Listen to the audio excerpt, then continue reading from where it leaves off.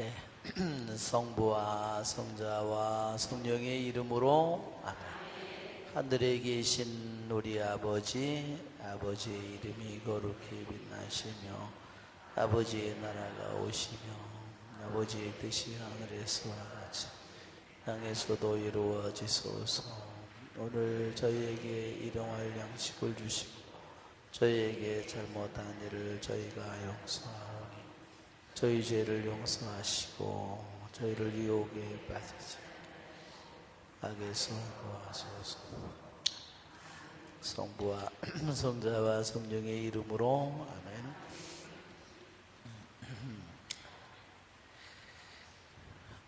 오늘을 안경을 안 가져왔네. 여기 있네, 여기 있네.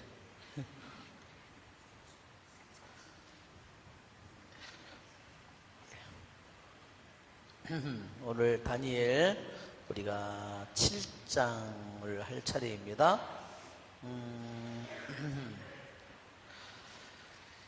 다니엘 7장 매우 흥미진진한 그런 부분이에요. 다니엘 7장은 왜 그런지는 아마 이 다니엘 7장을 여기 나오는 이것은 7장서부터 예언의 말씀이 시작됩니다. 그래서 우리가 먼저 그림을 한번 보면 7장의 이해를 하도록 이것은 아시리아, 바빌론, 페르시아, 아시리아 제국이 이렇게 되다가 마지막 아시리아 왕, 그 다음에 끝나면서 말하자면 나부콜라살이라는 네부카드네자르의 아버지가 이제 바빌론 제국을 시작하는 거죠. 그래서 네부카드네자르가 바빌론 제국의 첫 왕이 되는 겁니다. 그렇지만 바빌론 제국은 되게 짧아요.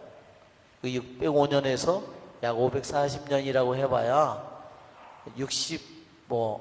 어떻게 해야 돼요? 얼마 안 되죠? 이게 보면 60년, 한 70년, 그래 아버지까지 해봐야 80년 밖에 되지 않는 바빌론이 거대한 제국이지만 저렇게 바빌론 통치의 연대가 저렇게 짧은 거예요. 마지막 바빌론의 왕이 나보니두스였고 아들을 섭정왕을 시켰는데 나보니두스의 섭정은 벨사살이죠. 손가락이 나타나서 그죠? 문에 그렇죠? 손가락을 문에 득헬 그건 나오잖아요. 브라신. 그래서 그렇게 해서 이 바빌론 제국이 멸망하면서 고레스가 나옵니다. 근데 원래 고레스 이전에요 누가 있냐면 다리우스가 있어요. 근데 거의 같은 사람이라고 생각해도 좋아요. 왜냐면 다리우스는 이 고레스의 말하자면 할아버지예요. 그러니까 너무 짧게 통치를 했기 때문에 그래서 바로 여기에 고레스가 메디아 페르시아 이것도 두 나라가 합쳐진 거죠. 그래서 메도 페르시아 그 왕국이 시작되는 겁니다. 그래서 이제 몇백 년 동안 이게 통치가 여기서 이루어집니다. 그러니까 여기 보면 이제 오늘 우리가 공부하는 부분은 이제까지 다니엘서를 보면 페르시아 고레스의 왕까지 왔는데 다리우스 왕에 왔는데 오늘 7장은요 갑자기 시대가 거꾸로 가요. 다시 7장 1절을 보세요. 다니엘이 네 마리 짐승의 환시를 보다 바빌론 임금 벨사차르 제1년 벨사차르 제1년이면 6장을 보세요. 6장 1절 메디아 사람 다리우스가 그 나라를 이어받았다. 그의 나이 62살이었다. 30절을 보세요. 5장 30절 바로 그날 밤에 칼디아 임금 벨사차르가 살해되었다. 그렇죠? 벨사차르가 살해되고 메디아 페르시아 왕국이 시작된 건데 다시 7장에 가면 다시 바빌론의 살해된 임금 5장 30절에 살해된 임금의 통치 제1년의 이야기가 다시 시작돼요. 그러니까 연대순으로 보면 어때요? 연대순으로 보면 뒤집혔죠? 예, 연대순으로 보면 뒤집혀 있어요. 그래서 어떤 성경에는요 이렇게 만들어 놨어요. 일례로 다니엘 5, 6장 5장 6장 앞에다가 갖다가 7장을 집어넣은 거예요. 그러면 연대순이 맞잖아요. 이르기까지도 배치를 한 그런 번역본이 있어요. 왜 그렇게 했는지 여러분 이해가 되시죠? 왜? 연대가 안 맞아. 왜 이렇게 된 거야? 그러면서 그 사람이 그거를 사본을 만들면서 필사를 하면서 7장, 8장을 갖다가 5, 6장 앞에다가 갖다 집어넣었다는 거예요. 왜 그렇게 했는지 여러분 그 사람의 뜻이 뭔지 알겠죠? 연도가 벨사차르는 옛날에 죽었는데 왜 죽고 벌써 메디아 페르시아 왕국이 시작됐는데 어떻게 해서 가다가 갑자기 시대를 거꾸로 돌아가는 거야. 그래서 이런 일이 생겼다는 겁니다. 자, 그러니까 오늘 공부하는 다시 7장은 다시 메디아 페르시아의 왕국이 아니라 다시 여기에서 6장은 여기가 벨사찰이 죽으면서 메디아 왕국이 시작됐는데 거꾸로 벨사차르 제1년이라고 그러니까 한참 돌아간 거예요.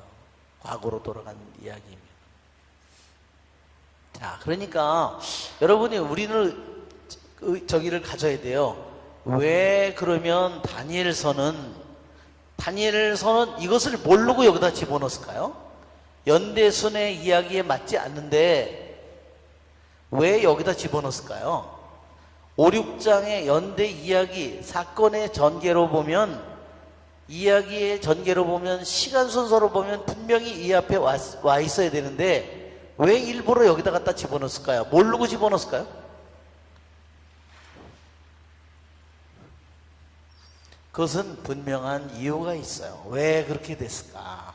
그러면 여러분이 그런 의문을 가지고 우리가 이걸 공부를 하는 겁니다. 자, 우리 이게 이제 메디아 페르시아 왕국이라고 그래요. 그래서 아시리아 왕국이었다가 제국이었다가 여기 티그리스 유프라데스 강이 이렇게 있는 사이에 바빌론이 있는데 바빌론의 수도를 져서 바빌론 제국이 되었다가 다시 바빌론 제국을 메디아 페르시아가 무너뜨리면서 메디아 페르시아가 원래는 민족이 어땠다고 그랬어요? 메디아가 훨씬 강한 그런 사람들이고 페르시아 사람들은 그냥 전투적이지도 않고 그냥 말하자면 연약하다는 거예요. 그러는데 이제 페르시아에 키루스가 왕이 되면서 이제 메디아를 누르게 됐어요. 그래서 이제 메디아 페르시아가 이제 이름이 거의 페르시아 제국이라고 알려지게 된 겁니다. 자, 왜 우리가 이 다니엘서가 분명히 바빌론 제국이 끝난 후 다리우스가 6장에서는 이미 다리우스가 통치하는데 그리고 다리우스가 나라에서 이전에 바빌론 제국에서 재상이었던 다니엘을 중용했고 세 재상 중에 한 명으로 했을 뿐만 아니라 어때요? 그 중에서도 가장 높은 자리를 세우려고 하는 바람에 모함을 받아서 사자굴에 던져지죠? 그러는데 다시 왜 그러면 벨사살 과거의 일 그 시대로 돌아갔느냐 한번 보세요. 이게 다니엘서가요.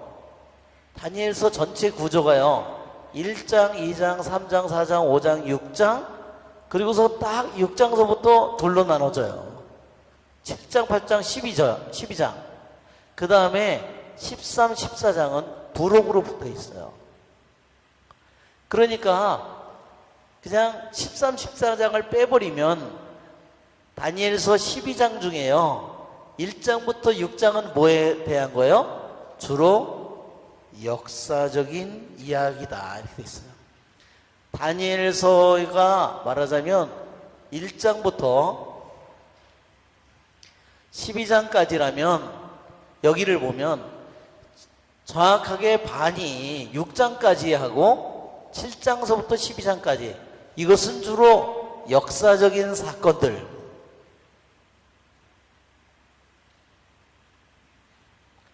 또 다니엘의 어떤 생애에 대한 부분들, 이런 부분을 주로 다루고 있다면 7장서부터는 뭐냐면요, 완전히 여기서부터 내용이요 완전히 예언적.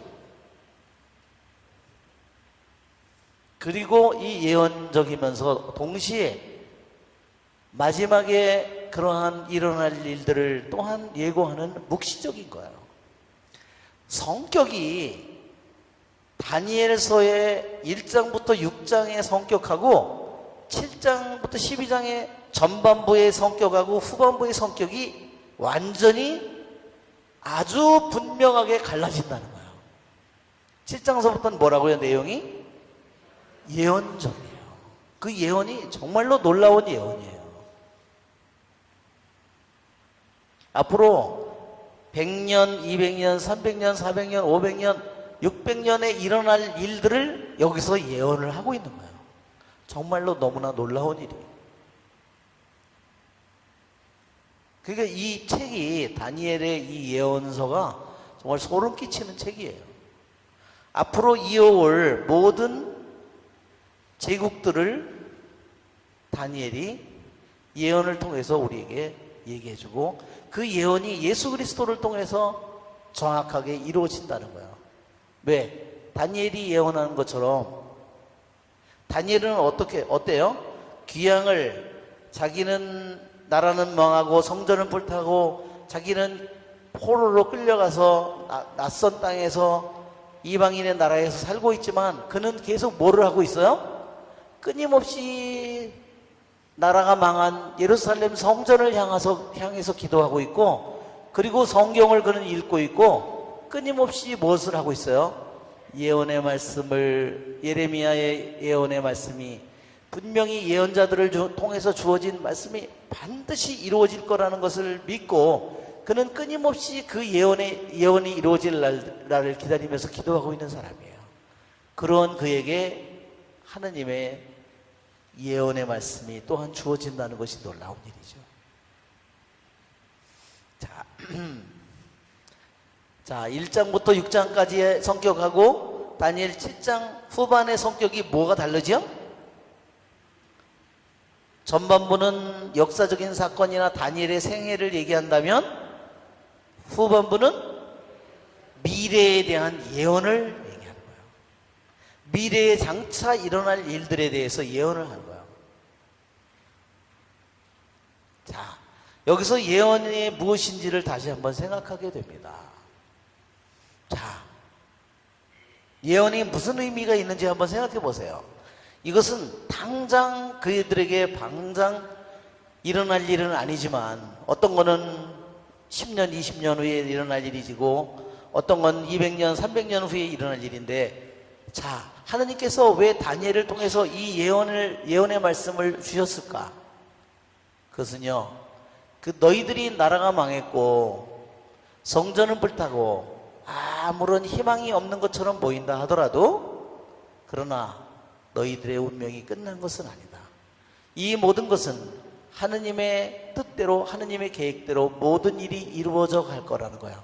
그리고 너희는 이방인의 시대가 다 될 때까지 너희는 그들의 지배 아래서 살게 되겠지만 때가 되면 그 메시아가 너희에게 올 거라는 걸 알려주는 겁니다. 그들은 어때요? 메시아도 이제 모든 게 끝난 것이라고 생각하기 쉽죠. 그렇죠? 왜?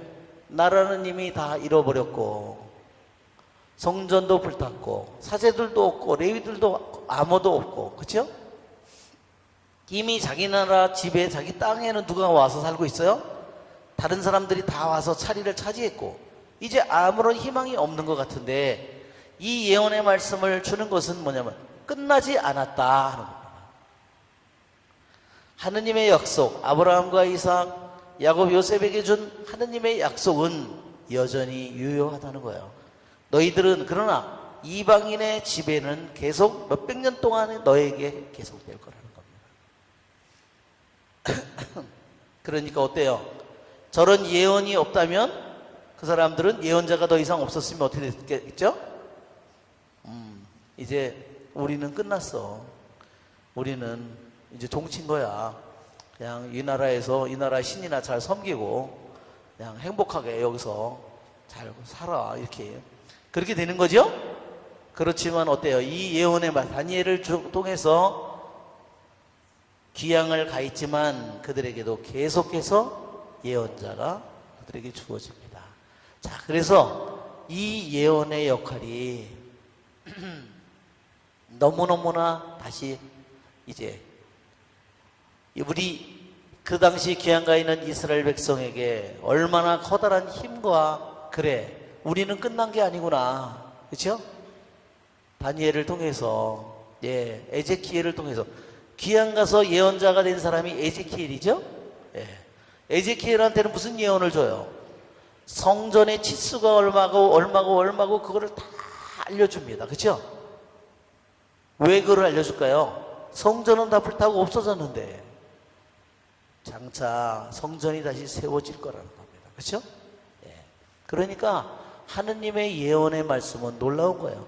모든 것이 다 폐허가 되고 막 끝난 것처럼 보이는데 그러나 거기에 하느님의 뜻과 계획은 여전히 살아있음을 보여줍니다.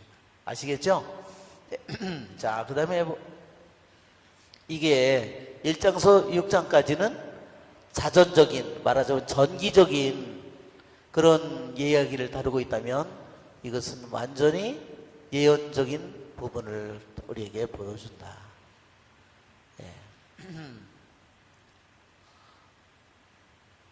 그래서 보면 오늘 이야기가 이 바빌론 제국이고 이것이 메디아 페르시아 제국이라면 여기서 끝났는데 오늘 이야기는 다시 7장에서는 다시 벨사살로 나보니두스 왕이 있는 동안에 몇 년 통치하다가 아들을 섭정왕으로 세웠어요. 그래서 동시에 왕이 두 개 있는 겁니다. 나보니두스하고 벨사살. 자, 그래서 여기 보면 귀향을 가 있는데도 스가랴 예언자가 있고 학가이 예언자가 있고 여기가 벌써 귀향을 네부갓네살부터 귀향 간 거잖아요. 여기 예레미야 예언자가 아직도 활동하고 있고 에제키엘 예언자가 활동하고 있는 겁니다. 자, 이거는 많이 여러 번 봤죠? 우리가 바빌론 제국의 모습이에요. 네, 여기에 이제는 우리 오늘 이제 공부할 이따 이건 다시 하면 되겠어요. 지난번 이건 다니엘 2장에 나온 거죠? 거대한 상이 나오잖아요. 그렇죠? 머리는 금으로, 가슴과 두 팔은 은으로, 배와 넓적다리는 동으로, 그 다음에 아랫다리하고 발은 새와 흙으로 이루어져 있는 네부갓네살 왕이 꾼 꿈이에요. 그것을 다니엘이 해석해 줬습니다. 이 상이요, 이 상의 모습이 다니엘서에 나오는 2장에 나오는 이 상이 오늘 이야기와 바로 연결이 됩니다.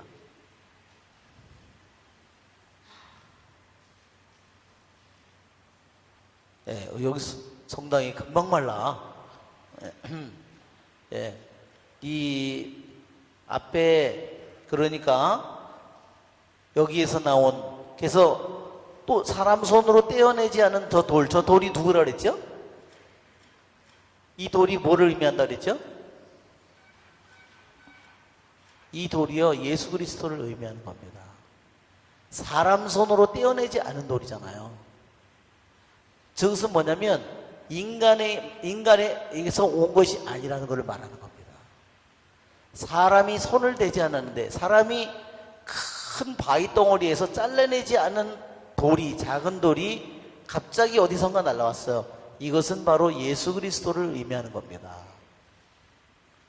이 예수 그리스도께서 이 거대한 상이, 거대한 제국들이 끊임없이 이어져서 모든 것을 다스리고 모든 것을 지배하는 것처럼 보이는데 어느 날 예수 그리스도께서 오시면 그 모든 것을 쳐서 아무것도 아닌 것이 되게 만든다는 겁니다. 그렇죠? 자, 오늘 이제 이 그림을 보면 이 다니엘서의 7장의 내용을 잘 알게 됩니다. 자, 오늘 내용이 뭐냐면요. 자, 보세요. 그때는 다니엘서 2장에 네부갓네살 왕이 꾼 꿈이죠. 머리는 금, 가슴과 두 팔은 은, 배와 넓적다리는 동, 그 다음에 여기서부터 발하고 저기는 새와 흙이 섞여 있었다고 했어요. 자, 오늘 이제 우리들이 읽으면 알겠지만요, 이 머리 부분이 뭐냐면 다니엘이 꿈을 꿔요, 직접. 여기서는 네부갓네살가 꿈을 꾸는데 여기서는 다니엘이 직접 꿈을 꾸는 겁니다. 다니엘이 꿈을 꿨는데 해석은 누가 해주나요? 천사가 꿈을 해석해줘요. 여기서는 이 꿈은 네부갓네살가 꾸고요. 이 꿈을 다니엘이 해석해주지만 오늘 7장의 이야기는 다니엘이 꿈을 꾸고 그것을 천사가 여기에서 해석을 해줍니다. 자, 그 다음에는 또 8장에 가면요, 또다시 짐승이 또 나와요. 이것이요, 다 연결된 겁니다, 이렇게. 이 머리가 바빌론 사자고요. 이 가슴, 여기가 메도 페르시아가 곰이고, 이 배와 넓적다리가 여기는 표범이고요. 그 다음에 새로 된 이 다리와 이것이 누구냐? 이게 로마예요. 그러니까 다니엘서 2장의 그 꿈과 내용이 같은 내용이에요. 즉, 이 바빌론, 메디아, 이때는 아직 이런 나라들이 나오지 않은 때죠. 그런데 이 모든 것을 저 짐승의 표상으로 보여주는 거예요. 다니엘서 2장에는 거대한 상으로 보여준다면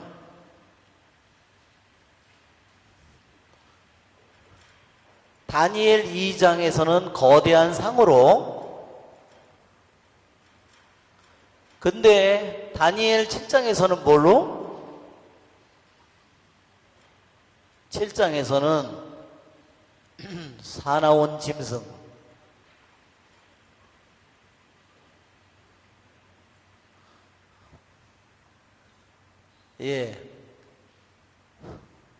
똑같은 이야기인데 표상이 달라요. 여기선 거대한 상으로, 왜? 너무너무나 크고 무시무시하고 모든 것을 호령하고 다스리는 거대한 상으로, 번쩍거리고 빛나고 그런 상으로, 거대한 상으로 나타나지만 여기서는 사나운 짐승으로. 어때요? 사나운 짐승은 뭘 가리키죠? 왕과 왕국을 가리키는 거예요. 이것도 똑같이 왕과 왕국을 가리키는 말입니다. 이 상들은 앞으로 올 세상의 왕, 그 왕과 왕국을 의미하는 겁니다. 똑같이. 앞으로 계속 이어올,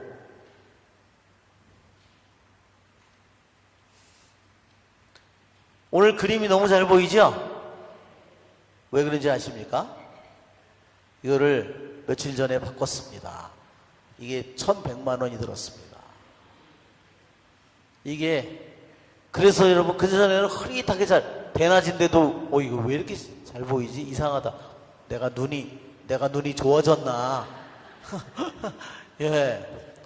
그러니까 이렇게 그림이 너무너무 잘 보이는 겁니다. 그림이 너무너무, 그래서 다니엘 2장 네부갓네살가 임금님이 금으로 된 머리입니다 그랬더니 우리 제국은 머리가 무너지고 그 다음에 가슴 제국이 이어받는다고 어림도 없지. 그래서 온통 금으로 된 거대한 상을 만들죠. 예.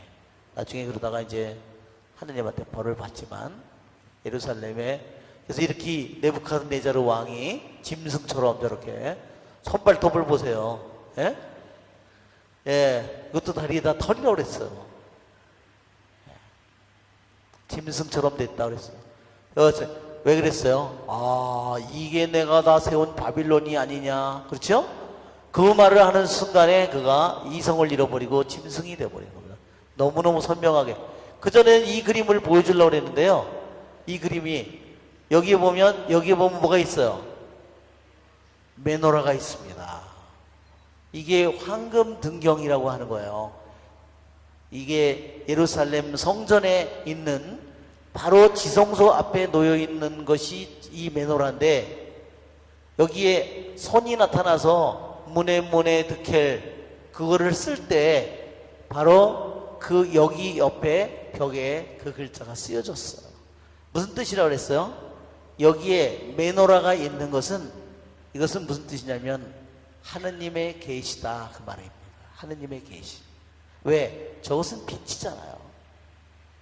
이게서 예루살렘 성전에 이 메노라가 있는 것은 바로 예수님께서 나는 세상의 빛이다 하는 그것을 우리에게, 나는 세상의 빵이다. 그렇죠? 그 성전 안에 저 메노라 빛을 이루는 메노라가 있고, 하느님의 빵을 12개 지파에 이루는 빵이 12개가 있었고, 그 다음에 또 뭐 있었어요? 분향 금제단이 있었어요. 다 금으로 만든 것이요. 이거 빵상, 그 다음에 분향제단 다 금으로 만들어지고. 그러니까 이 그림 속에서 그 임금이, 벨사살 임금이 적에게 완전히 포위되어 있는데, 그렇죠? 니네들이 그래 정복해 보려면 정복해봐. 아이고, 아주. 그러면서 어떻게 했어요? 거대한 파티를 열었어요. 예, 그러다가 죽는 거 아니에요. 그렇죠? 그래, 그전에는 전혀 보이지가 않는데, 얼마나 그 연해석 광장이 얼마나 거대한지 고고학의 발굴을 통해서 발견된 겁니다. 자, 이거는 시나이산. 네, 너무너무 잘 보입니다. 그렇죠? 불말차를 타고 가는, 불마차를. 이게, 이 표범이 나오는데, 이 표범은 누구를 의미하냐면요, 이건 알렉산더를 의미해요. 알렉산더 대왕을. 왜냐하면 표범이 엄청 빠르잖아요. 그렇죠? 그래서 알렉산더 대왕을 의미합니다. 자, 이렇게 4마리의 짐승이 올라오는 겁니다. 자, 4번째 짐승이 가장 끔찍하게 생겼다고 그랬어요. 이게 첫 번째가 사자, 2번째가 곰, 3번째가 표범, 4번째는요 사나운 짐승이라고만 나와 있고 무슨 짐승인지가 몰라요. 그래서 그림을 그리는 사람들이 이제 저기처럼 공룡처럼 주로 그림을 그립니다. 불마차를 타고 가는 그런 모습입니다. 이거는 에제키엘서에 나오는 바퀴를 의미하죠. 하느님의 옥자를. 이것은 바빌론의 왕들이 좋아하던 이게 표상인데, 이것은 날개 달린 사자예요. 이게 첫 번째가 날개 달린 사자가 나오거든요. 그게 바로 바빌론의 왕을 의미합니다. 자, 숫자 네로를 이제 이따 계산할 때 나오는 불마차. 네로를 계산하면 숫자가 666이 나옵니다. 자, 이제는 다시 우리 본문을 읽고 시작하겠습니다. 같이 읽어볼까요? 다니엘이 4마리 짐승의 환시를 보다. 바빌론 임금 벨사차르 제1년, 다니엘은 침상에 누워있을 때 꿈과 머릿속에 떠오르는 환시를 보았다. 그는 그 꿈을 적어두었는데 이야기는 이렇게 시작된다. 다니엘이 말하였다. 내가 밤의 환시 속에서 앞을 보고 있었는데 하늘에서 불어오는 네 바람이 큰 바다를 휘저었다. 그러자 서로 모양이 다른 거대한 짐승 4마리가 바다에서 올라왔다. 첫 번째 것은 사자 같은데 독수리의 날개를 달고 있었다. 내가 보고 있는데 마침내 그것은 날개가 뽑히더니 땅에서 들어 올려져 사람처럼 2발로 일으켜 세워진 다음 그것에게 사람의 마음이 주어졌다. 그리고 다른 2번째 짐승은 곰처럼 생겼다. 한쪽으로만 일으켜 있던 이 짐승은 입속 이빨 사이에 갈비 3개를 물고 있었는데 그것에게 누군가 이렇게 말하였다. 일어나 고기를 많이 먹어라. 그 뒤에 내가 다시 보니 표범처럼 생긴 또 다른 짐승이 나왔다. 그 짐승은 등에 새의 날개가 4개 달려있고 머리도 4개였는데 그것에게 통치권이 주어졌다. 그 뒤에 내가 계속 밤의 환시 속에서 앞을 보고 있었는데 끔찍하고 무시무시하고 아주 튼튼한 4번째 짐승이 나왔다. 커다란 쇠이빨을 가진 그 짐승은 먹이를 먹고 으스러뜨리며 남은 것은 발로 짓밟았다. 그것은 또 앞의 모든 짐승과 다르게 생겼으며 뿔을 10개나 달고 있었다. 내가 그 뿔들을 살펴보고 있는데 그것들 사이에서 다른 자그마한 뿔이 올라왔다. 그리고 먼저 나온 뿔 가운데에서 3개가 그것 앞에서 뽑혀 나갔다. 자그마한 뿔은 사람의 눈 같은 눈을 가지고 있었고 입도 있어서 거만하게 떠들어대고 있었다. 내가 보고 있는데 마침내 옥좌들이 놓이고 연로하신 분께서 자리에 앉으셨다. 그분의 옷은 눈처럼 희고 머리카락은 깨끗한 양털 같았다. 그분의 옥좌는 불꽃 같고 옥좌의 바퀴들은 타오르는 불 같았다. 불길이 물처럼 뿜어나왔다. 그분 앞에서 터져나왔다. 그분을 시종 들은 이가 100만이요 그분을 모시고 선 이가 억만이었다. 법정이 열리고 책들이 펴졌다. 그 뒤에 그 뿔이 떠들어대는 거만한 말소리 때문에 나는 그쪽을 보았다. 내가 보고 있는데 마침내 그 짐승이 살해되고 몸은 부서져 타는 불에 던져졌다.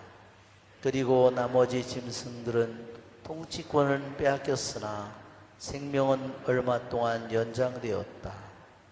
내가 이렇게 밤의 환시 속에서 앞을 보고 있는데 사람의 아들 같은 이가 하늘의 구름을 타고 나타나 연로하신 분께 가자 그분 앞으로 인도되었다.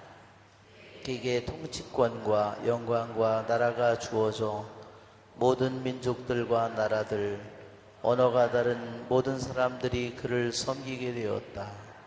그의 통치는 영원한 통치로서 사라지지 않고 그의 나라는 멸망하지 않는다. 나 다니엘은 정신이 산란해졌다. 머릿속에 떠오른 그 환시들이 나를 놀라게 하였다.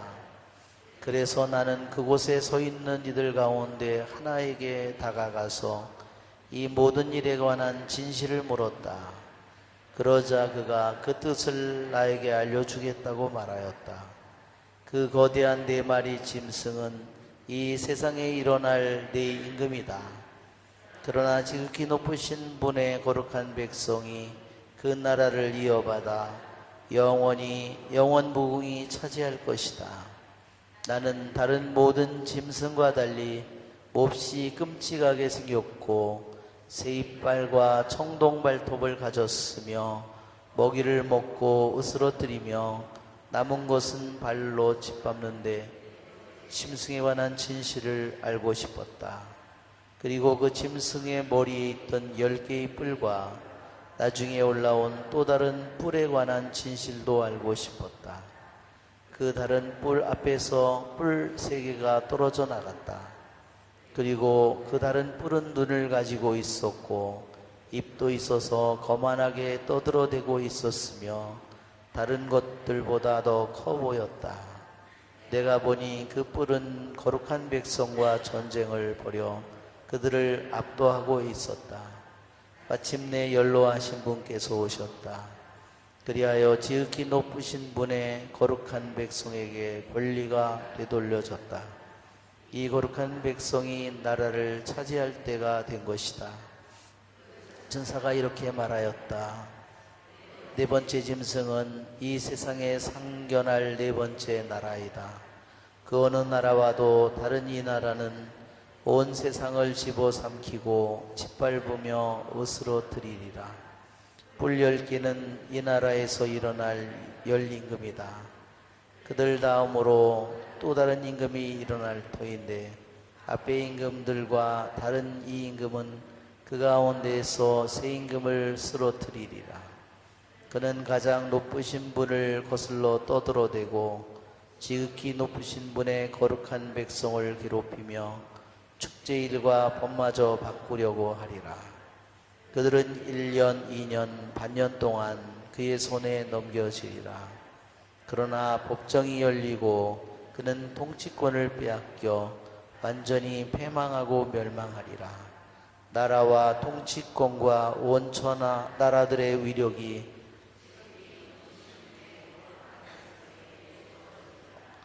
그들의 나라는 영원한 나라가 되고 모든 통치자가 그들을 섬기고 복종하리라. 이야기는 여기에서 끝난다. 나 다니엘은 떠오르는 생각들로 몹시 놀라 얼굴빛마저 달라졌지만 이 일을 마음에 간직하였다. 자, 이 장처럼 느부갓네살 왕이 침상에 누워 있을 때 꿈을 꾸었다 그랬죠? 이것도 다니엘도 침상에 누워 있을 때 꿈과 머릿속에 떠오르는 환시를 보았다 그랬어요. 그러니까 여기에는 그 꿈과 환시가 같이 있습니다.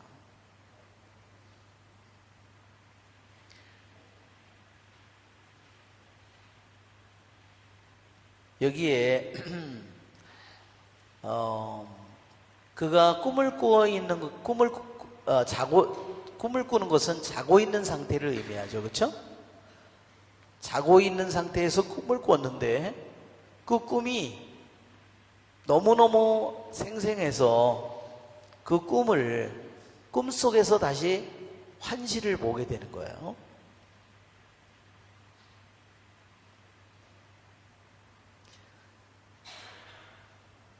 자, 그것은 처음에는 여기 나오는 것이 밤의 환시라고 그랬습니다.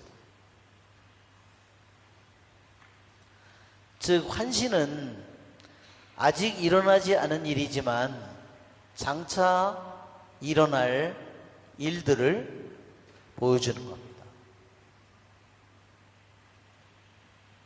너무나 지금 이스라엘의 역사 속에 가장 끔찍한 시기를 그들이 살고 있는데 모든 것은 끝난 것처럼 보이지만 하느님께서는 그들이 너희들은 끝나지 않았음을 이 환시를 통해서 그들에게 알려주는 겁니다. 환시를 통해서 너희가 이 사나운 짐승의 지배 속에 그 지배를 받으면서 살고 있지만 그 지배 속에서 살고 또 다른 제국이 또 시작돼서 또 그 지배 밑에 살게 되고 또 다른 제국이 시작돼서 또 그 밑에서 살게 되고 또 다른 제국이 시작돼서 되고 그렇게 네 마리의 짐승이 오고 난 후에야 말하자면 다섯 번째 메시아가 올 것이라는 사실을 예고해 준 겁니다.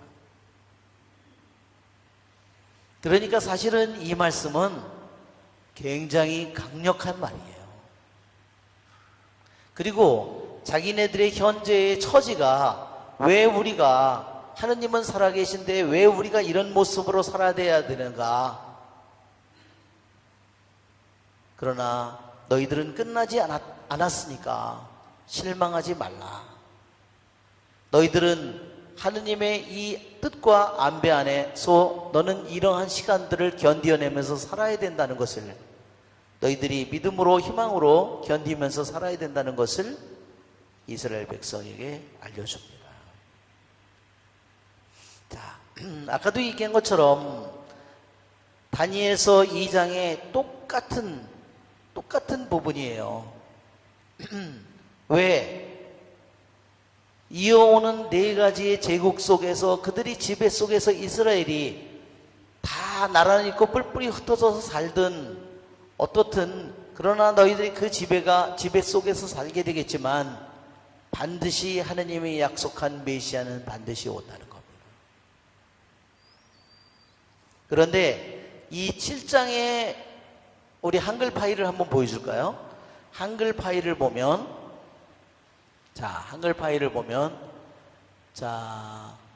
다니엘 2장과 7장의 비교.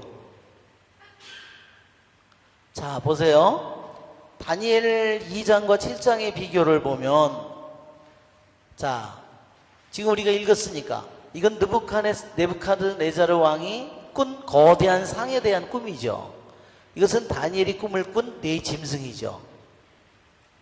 여러분, 2장과 7장의 차이가 뭔지 아시겠죠? 예. 여기서는 상이에요. 거대한 상이에요. 누가 봐도 너무나 무시무시한 상인데 여기서는 짐승으로 나와요. 그것은 뭐예요? 이 제국이 잔인하다는 것을 보여주는 겁니다. 사납다는 것을 보여주는 거예요. 우리들도 세상에 살면서 사납다는 걸 느끼나요? 이 세상의 싸움이 사납죠. 이러한 세상의 그 모습을 두 가지 표상으로 보여주는 거예요. 거대한 상. 왜? 거대한 상은 뭐예요? 그것이 나타나는 순간에 모든 사람이 거기다 경배를 하도록 만들었어요. 모든 사람들이 그 상에 경배를 하고 숭배를 하도록 만들었어요. 이게 뭐예요? 사탄의 모습과 너무 비슷하잖아요. 내 앞에 무릎 꿇고 절하라. 그렇죠? 그러한 모습을 보세요. 여기서 이 거대한 상의 모습 속에서 우리가 느낄 수 있어요. 또한 짐승을 통해서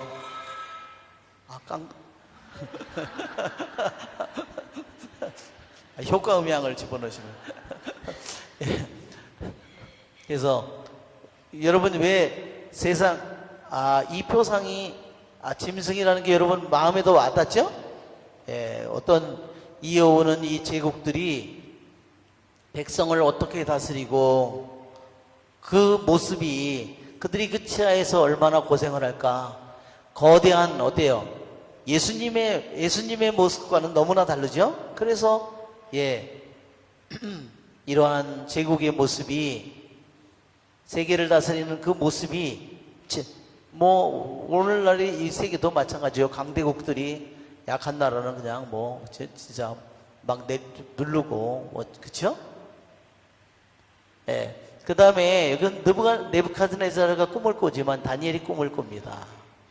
네 왕국이 이어온다는 거 똑같아요. 그 다음에 다섯 번째 말하자면 메시아가 온다는 겁니다. 여기는 그 상이 네 부분으로 머리, 가슴, 배, 다리 네 부분으로 되어 있고 여기도 똑같이 네 짐승으로 되어 있어요.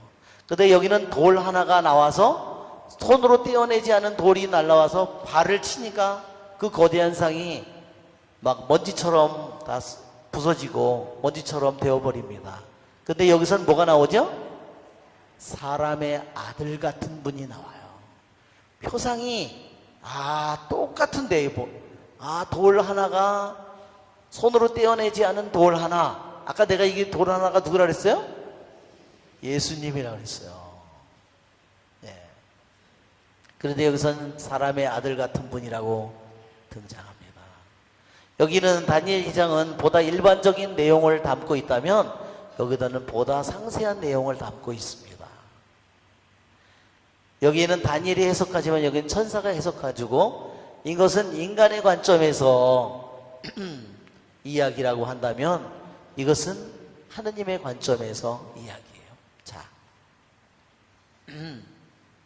그러니까 이거 우리가 비교를 해보면 느부갓네자르의 왕의 꿈도 이어올 네 왕국을 얘기하고 결국은 메시아가 올 거라는 것을 꿈을 꾸는데 다니엘이 7장에서 다니엘도 꿈을 꿨는데 똑같은 내용, 이어올 네 왕국을 얘기하고 메시아가 올 것이라고 하는데 표상이 하나는 상이고 하나는 짐승이구나.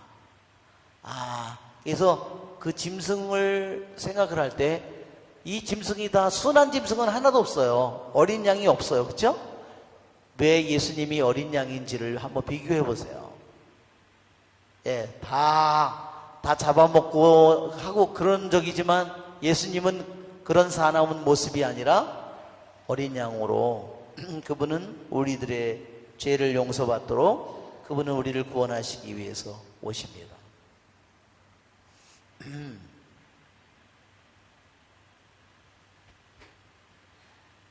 30분이 아직 안 됐죠?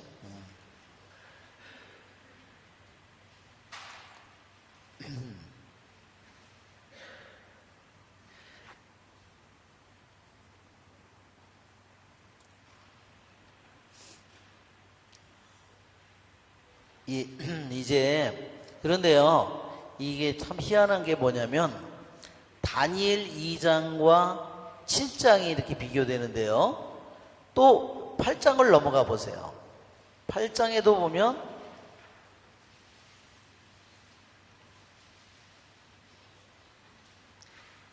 다니엘이 순양과 순념소를 본다 그랬어요. 여기도 보면 이 순양과 순념소가 뭐냐면요, 올 또한 제국이에요. 그렇지만 4개가 아니라 2개만을 보여주는 겁니다.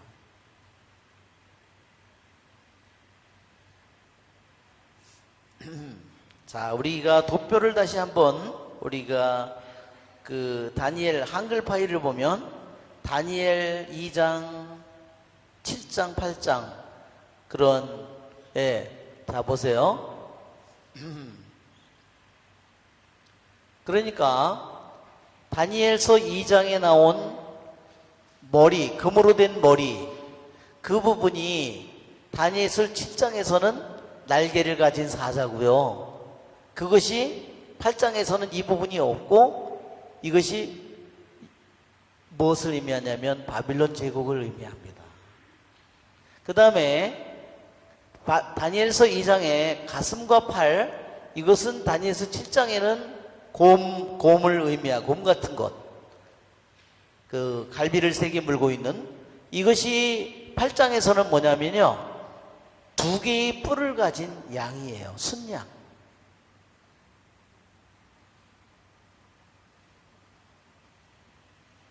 그리고 이것이 뭐냐? 이것이 의미하는 것은 메도 페르시아, 메디아 페르시아, 이 나라를 의미한다. 그 다음에 세 번째 다니엘서 2장에서 배와, 청동으로 된 배와 넓적다리는 여기서 뭐냐면 4날개와 4머리를 가진 표범, 바로 그것은 다니엘서 8장에서는 뭐냐? 이것이 순념소입니다. 이것이 순념소. 큰 1개의 뿔을 가지고 또 4개의 뿔을 가지고 그 다음에 하나의 작은 뿔을 가진 순념소. 이것이 뭐냐?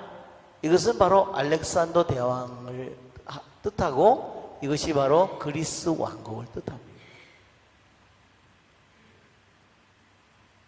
참 이걸 보면 너무 참 세상에 거대한 역사가 대단한 것 같은데 한 마리의 4마리의 짐승으로 간단히, 거대한 상으로 간단히 표현되는 겁니다. 그렇죠?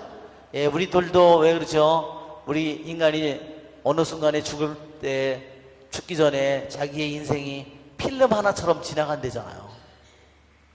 그 세상 역사도 하느님 앞에는 뭘까요? 예, 필름 10분짜리나 5분짜리 되겠죠. 예, 그렇죠?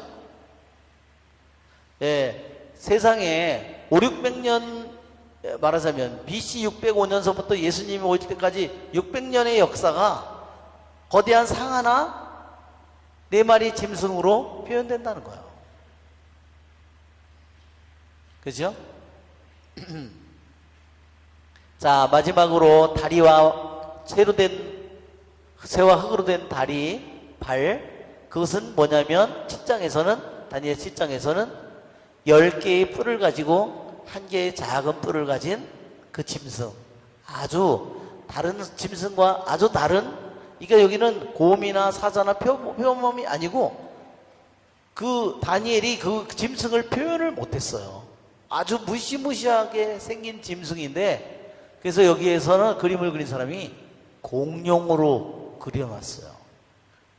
공룡으로 고질라처럼 그려놨어요. 여기는 가지고 여기서 보면 8장에서는 두 개의 메디아 페르시아와 그리스 곧 이어올 두 나라에 대한 표상만 있고, 바빌론 제국과 그 다음에 올 이러한 로마 제국이나 여기에 대해서는 언급이 없습니다.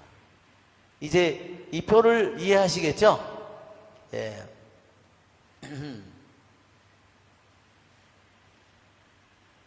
그런데 이 다니엘서의 이러한 환시가 바로 2장과 7장이 연결되어 있죠? 한번 보세요. 다니엘서의 이 내용이 2장과 7장이 연결되어 있죠? 또 뭐하고 연결되어 있어요? 8장과 연결되어 있죠?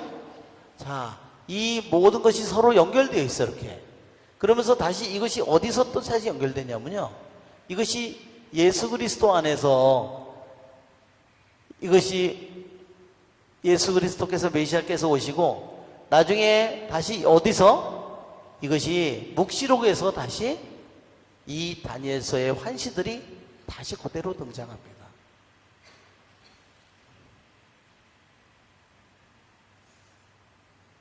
예, 우리가 다니엘 한번 볼까요? 다니엘 7장 환시와 우리 한글 파일에 보면 나올 거예요. 다니엘 7장 환시와 요한 묵시록의 병행 왼쪽에 그걸. 네, 보면 여기 다니엘 7장에 사자와 곰 표범이 나오죠? 그 한번 요한복시록에 한번 내용을 한번 우리가 읽어볼까요? 보세요. 내가 본 그 짐승은 표범 같았는데 발은 곰의 발 같았고 입은 사자의 입 같았습니다. 다 나오죠?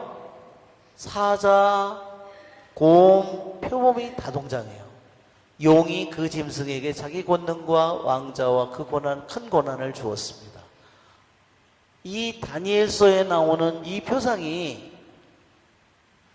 이어오는, 말하자면 바빌론, 메디아 페르시아, 그리스, 로마 이 제국의 모습을 나타내기도 하지만, 또 한편으로는 그것이 이미 일어난 이 역사 속에서 실현된 예언이기도 하지만, 이 예언의 말씀이 앞으로 종말에도 이 예언의 말씀이 이루어지겠구나. 그래서 이것을 예언이라고 하고 묵시라고 그러는 거예요. 아직 끝나지 않았다는 겁니다. 장차 마지막에 일어날 일들을 또한 보여준다는 겁니다. 그러니까 이 의미가 이중적이라는 걸 여러분 아시겠죠? 여기 나오는 다니엘이, 네부카드네자르 왕이 꾼 꿈이나 다니엘서에 나오는 다니엘이 본 환시나 이 모든 것들이 이어오는 제국이 계속해서 사나운 제국이, 잔인한 제국이 계속해서 이 말대로 예언대로 왔고 이루어졌는데, 한편으로는 또 한편으로 묵시록에 바로 이 말들이 그대로 다시 여기 보면 10뿔, 다니엘서에 10뿔이 나오는데 7장에 8절에, 자 여기 보면 지금 여기 보면 8절에 한번 읽어볼까요? 이것이 요한복시록에도 12장 3절, 17장 3절 계속해서 이 말이 나오는데 우리가 한번 읽어볼까요? 13장 1절, 또 다른 표징이 하늘에 나타났습니다. 크고 붉은 용인데 머리가 7이고 뿔이 10이었으며 7머리에는 모두 작은 관을 쓰고 있었습니다. 자 보세요. 그러니까 7머리 10뿔이 이게 이미 역사 속에서 실현되고 끝난 것이 아니라 실현되었지만 또한 동시에 아직 끝나지 않았다는 뜻이에요. 마지막 때를 기다리고 있는 말씀이라는 거예요. 13장 1절. 나는 또 바다에서 짐승 하나가 올라오는 것을 보았습니다. 아까 그랬죠? 짐승이 다 어디서 올라와요? 바다에서 올라옵니다. 그러니까 정말로 놀라운 거예요. 그러니까 다니엘이 본 환시가 이것은 100년, 200년, 300년, 400년 후에 이루어질 일이기도 하지만 또한 세상 끝날에 이루어질 일들을 이 표상들이 우리에게 보여주고 있다는 겁니다. 자, 우리 30분이 되어서 우리 좀 쉬고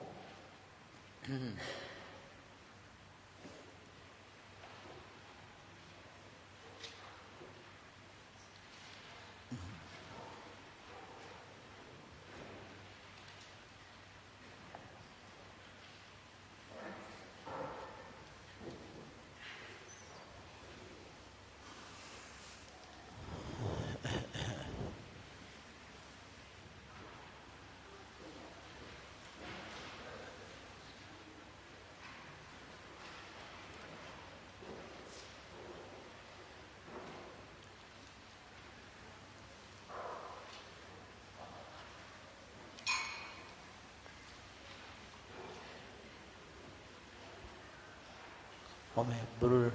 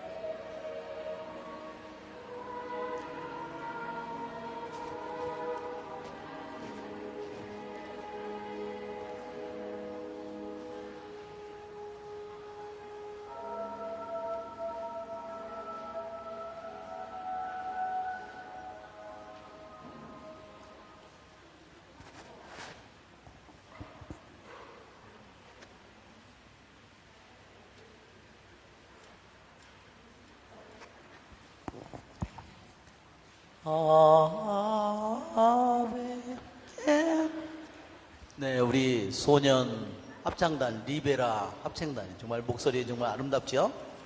네, 저도 점점 여성이 돼가지고요 목소리가 네.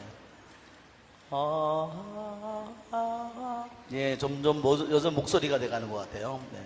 앞으로는 소프라노가 돼야 될 것 같아요.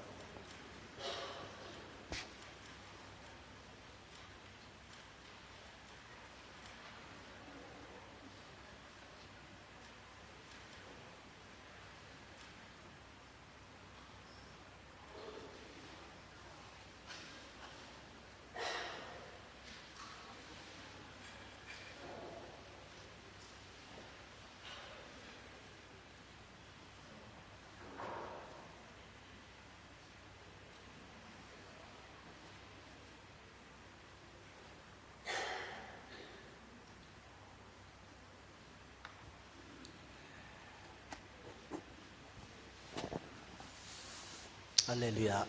네, 커피가 너무 맛있네요.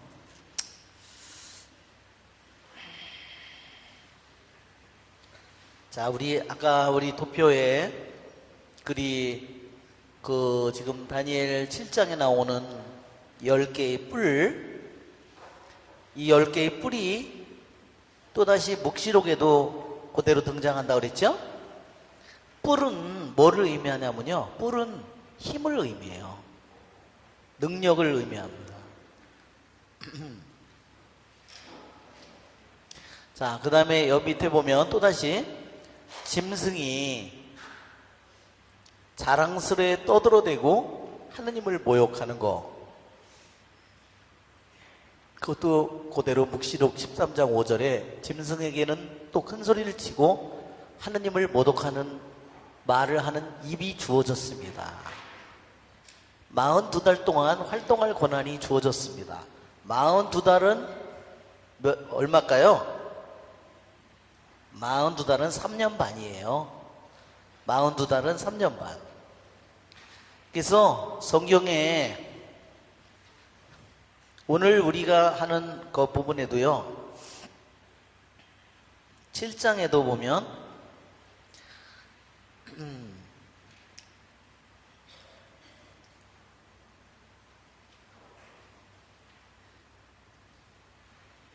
왜 그 내용이야? 저기 보면 25절에 보면 그는 가장 높으신 분을 거슬러 떠들어대고 지극히 높으신 분의 거룩한 백성을 괴롭히며 축제일과 법마저 바꾸려고 하리라. 그들은 1년, 2년, 반년 동안 그의 손에 넘겨지리라. 합치면 몇 년이에요? 3년 반이에요. 3년 반. 똑같이 3년 반. 이게 지금 묵시록에서는 무엇으로 나와요? 42달. 똑같은 거예요. 자, 3년 반이죠? 42달도.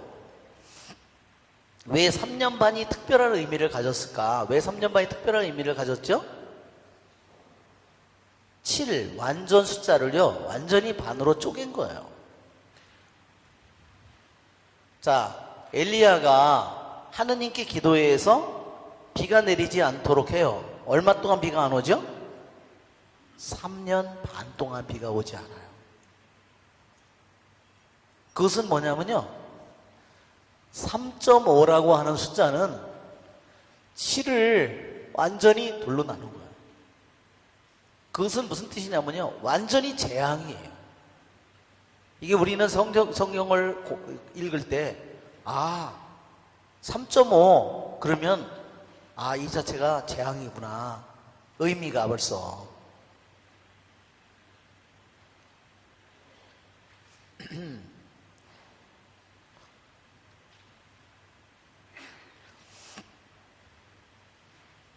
그래서 이것을 3.5 이거를 뭐냐면 이것을 트리블레이션이라고, 이것이 뭐냐, 환난의 때다 이렇게 얘기해요. 환난의 시간, 환난의 때, 어려운 때가 오리라. 그렇죠? 어려운 때가 올 것이다. 그 시간이 말하자면 우리 초대교회 신자들을 한번 보세요. 예수님을 믿는 것 때문에 가족에게서도 쫓겨나고 회당에서도 쫓겨나고, 그렇죠? 어떻게 하죠? 그 다음에 붙잡혀서 감옥에 가고 처형당하고, 그렇죠? 그러한 그 때를, 박해를 300년 동안을 받잖아요. 그게 다 박해. 3년 반만 박해를 받았어요? 아니에요. 300년을 받았어요. 계속해서. 그것을 성경에서는 3.5년이라고 얘기한다는 겁니다. 무슨 말인지 아시겠죠? 실제로 딱 3년 반만 고통을 받는다는 것이 의미가 아니라 3.5년은 환난의 때가, 환난의 시간이라는 것을 얘기하는 거예요. 그 언제까지냐? 하느님이 정한 시기까지. 우리 한국교회, 천주교회 박해를 1784년에 이승훈, 그렇죠? 북경에 가서 세례를 받고 우리나라에 3.5년이 박해의 때가 3.5년만 있었어요? 아니요. 100년. 그렇죠? 그 이상으로 이 박해의 때가 계속해 오지요. 그런데 그냥 있는 숫자 그대로 3.5년이 아니라는 겁니다. 무슨 말인지 아시겠죠? 네.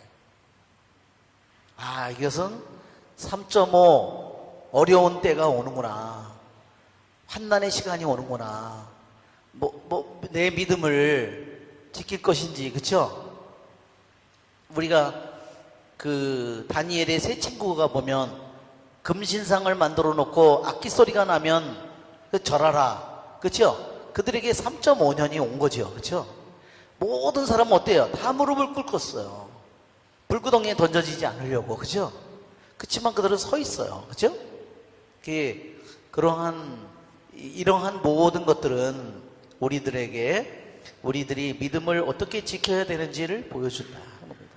자, 여기 보면 하느님의 옥좌, 수많은 무리가 하느님을 경배가 있고 영광의 구름, 타고 오실 그분, 이 모든 것들이 묵시록에도 똑같이 다시 등장한다는 겁니다. 그러니까 다니엘의 이 환시가 얼마나 놀라운 환시인가. 자, 우리 요한묵시록의 환시와 다니엘 예언서의 환시의 상관성이라는 그런 제목, 한글 파일에 보면 환시의 상관성, 오른쪽 밑에 이거 말고 맨 밑이고, 자 보세요. 자, 얼마나 깊이 이 다니엘서의 이 예언이 서로 연결되어 있는지 한번 보세요. 3년 반, 아까도 했죠? 한때, 두때, 이렇게 되어 있는 거예요. 성경에는 한때, 두때, 그리고 반때. 하나, 둘, 3 곱하기, 하나 더하기, 둘 더하기, 2분의 1 더하기. 그러면 이것이 다니엘 12장에 나오죠? 묵시록에도 11장 9절에 또 나온다는 겁니다. 9절, 1절, 11절에. 그 다음에 열불도 똑같이 아까도 나왔죠? 사자표범 아까도 나왔죠? 그 다음에 짐승이 하느님을 모독하는 거 그대로 묵시록에 나오죠? 성도들을 거슬러 전쟁을 그러니까 성도들을 거슬러 전쟁이 일어나는 거예요. 그러니까 우리들도 세상의 생각들이 얼마나 우리들 속에 들어오려고 우리들 안에 세상의 생각들이 얼마나 세상의 영들이 들어오려고, 그죠? 야, 돈이 최고야, 땅이 최고야, 성공이 최고야. 그렇게 우리들이 아이를 기르면 어떻게 돼요? 자식도 안 낳습니다. 이제 내가 왜 돈 벌어서 왜 내가 남 좋은 일 시켜? 왜 아이를 안 낳아요? 이것이 세상의 영이에요. 세상의 영으로 내가 세상에 좋은 거를 차지하려고 하다 보면 결국은 아이들이 그렇게 돼버리고 마는 겁니다. 며칠 전에요, 불란서의 수녀님이 찾아오셨어요. 그 수녀님이 그 도미니코 회의 그 수녀님인데, 그 수녀님이 제가 사제가 되어서요 첫 번째로 그 수녀님 추천서를 써줬어요. 그런데 그 수녀님이 그 불란서의 수녀원에 간 지 29년이 됐어요. 근데 3년에 한 번씩 휴가를 오는데 지난 주일날 갑자기 수녀님이 찾아왔어.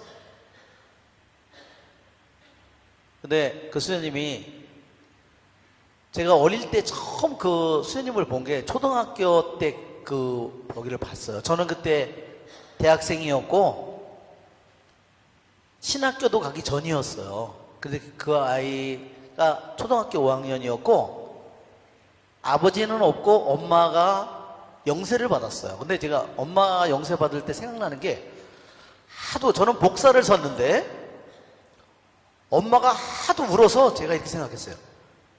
저 엄마는 죄를 많이 졌나 보다. 진짜 좀 단순한 생각으로, 제 생각으로 그렇게 생각을 한 거예요. 어쩌면 저렇게 울 수가 있지? 아니, 다른 사람은 아무도 안 우는데 계속 미사 내내 울고 있었어요. 그런데 그 딸이 엄마처럼 말이 별로 없고 정말 조용한 성품이었어요. 그냥 이렇게 하면은 씩 한번 웃고 어쩌다 한두 마디 하고 그런 성품이었는데, 그러다가 제가 이제 신학교 졸업할 때쯤 돼서 제가 사제서품을 받고 제가 첩태 답동성당에 보좌 신부를 하고 있었는데요. 이 아이가 벌써 고등학교를 졸업한 거예요. 그 초등학교 학생이었던 얘가 벌써 졸업해가지고 거기서 뭐를 하고 있었냐면 엠마우스의 봉사를 하고 있어요. 엠마우스회가 뭔지 아세요? 예, 지체장애자, 인천 지체장애자 그 회예요. 그리고 그걸 도와주는 봉사자들의 모임인데, 얘가 맨날 와서 그 사람들 휠체어를 밀고 다니고 있는 거예요. 저기 집엔 진짜 이상하다. 제가 그렇게 생각했어요. 아니, 다른 애들은 저만한 나이에 다 막 남자 여자애들이 돌아다니고 맥주나 먹으러 다니고 돌아다니고 그러는데, 아니 저런 이 집에는 맨날 저렇게 와서 저 장애자들을 맨날 휠체어나 끌고 다니고, 쟤는 참 희한하다. 그래서 정말 제가 너무너무 걔가 희한한 거예요. 그래서 그 다음에 제가 1년 보좌를 하고 해안성당에 3년 동안 본당 신부로 제가 갔어요. 1년 만에. 그런데 어느 날 신부님, 저 수녀원에 가고 싶은데 추천서 좀 써주세요. 그렇게 온 거예요, 저한테. 그래서 너는 우리 본당 신자가 아니라 내가 못 써준다 그랬어요. 그랬더니 신부님, 우리 본당 신부님이요 못 써준대요. 왜 못 써주냐 그랬더니, 내가 사러 왔는데 너 언제 봤다고 써주냐 그랬다는 거예요. 그때 재물보본당이었는데 그때 오신 신부님이 정인상 신부님이에요. 근데 그분은 정직한 거죠. 왜? 나는 너를 본 적이 없기 때문에, 활동한 거나 이런 걸 본 적이 없기 때문에 추천을 써줄 수가 없다고. 저는 그 학생을 어려서부터 봤으니까. 그런데 불란서 수녀원에서 그랬다는 겁니다. 너를 잘 아는 신부님한테 가서 써달라고 해라. 그래서 제가 추천서를 썼습니다. 그래가지고 이제 불란서에 그 수녀님이 갔는데, 불란서에 간 다음에 저한테 편지가 왔어요. 이렇게 온 거예요. 신부님, 제가요 수녀원에 와서 너무너무 놀랐어요. 제가 항상 자주 꾸는 꿈이 있었는데 꿈을 꿀 때마다 모르는 건물이 나타나고 자기가 그 복도를 걸어 다니고 어떤 성당에 자기가 불란서에 가서 그 수도원의 깊고 깊은 산골짜기에 가서 수도원에 수련을 하러 갔는데요, 딱 도착하니까 맨날 꿈에서 본 그 모습이더라는 거예요. 복도까지도 똑같더라는 겁니다. 그래서 제가 그거를 보고, 와, 세상에 정말 소름이 끼쳤어요. 자기 방 넓이가요 요만큼이래요. 요만큼. 몸을, 자기 방이. 아니, 여기서 어떻게 살지? 그런 생각이 들었대요. 거기서 하도 오래 살다 보니까 이제는 이 방도 넓게 생각이 된대요. 네, 정말 수녀님이 정말 그런, 자신이 가야 될 길을 이미 주님께서 끊임없이 꿈으로 보여줬어요. 맨날 똑같은 꿈인데, 그리고요, 어떻게 그 수도회를 갔냐면, 이 수녀님이, 그 수녀님이 나오는데, 그 수녀님 옷을 찾으려고 우리나라에 있는 수녀원을 다 찾아간 거예요. 그 모습을 찾지를 못했대요.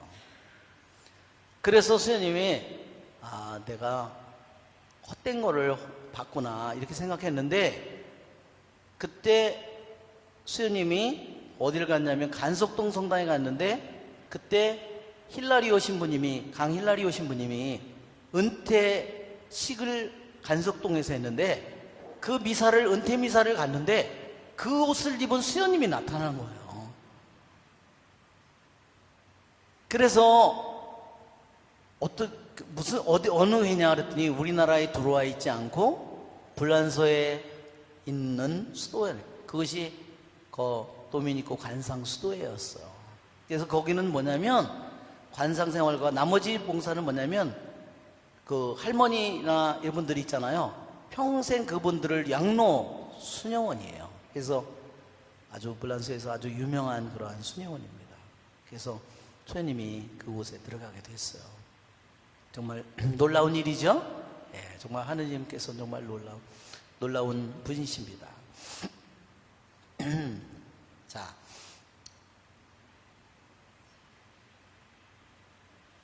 자, 이제는 다시 우리 7장 1절을 하다가, 이렇게 돌고 돌아서 우리가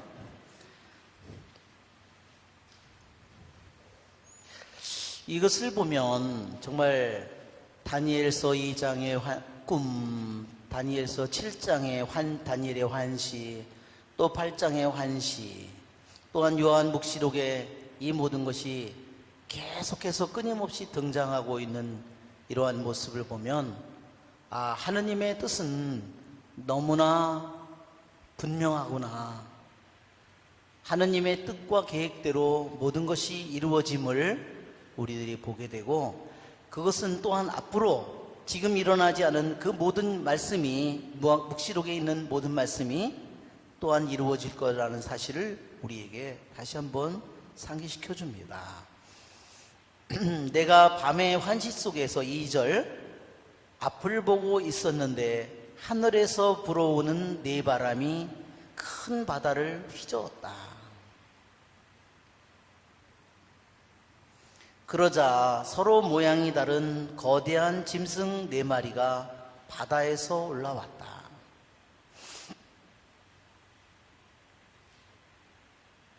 자, 여기에 나오는 큰 바다는 어디일까?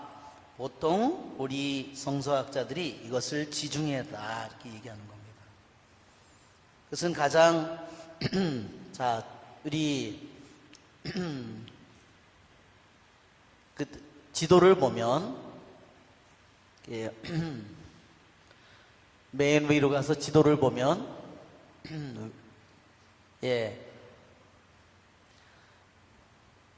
여기에 보면 지금 여기가 이스라엘이죠? 지금 매도 여기가 티그리스 강, 유프라데스 강이에요. 그리고 여기가 요 사이가 바빌론이고, 여기가 메디아 페르시아입니다. 여기 지금 바빌론은 지금의 이라크고, 페르시아는 지금 이란이죠. 자, 이 거대한 바다, 이 바다는 이어올 네 왕국. 자, 첫 번째 오는 왕국이 바빌론 왕국이죠. 티그리스 강과 유프라데스 강 사이에 수도가 있는 바빌론 왕국. 그 다음에 메디아 페르시아 왕국. 그 다음에 이 전체 다시 알렉산더가 그리스로부터 점령을 해서 다스리는 그리스 왕국. 그 다음에 마지막에 요 옆에 로마, 이탈리아. 그러니까 다 이게 어디를 중심으로 이루어지냐면 이 바다, 지중해를 다 인접해 있는 나라들이에요. 이 이용호는 왕국의 네 나라가 다 지중해에 접하고 있는 나라다. 그러니까 여기서 밤의 환시 속에서 앞을 보고 있었는데 하늘에서 불어오는 네 바람이 큰 바다를 휘저었다. 여기만 하자면 큰 바다는 물론 1차적으로 말하는 것이 지중해다.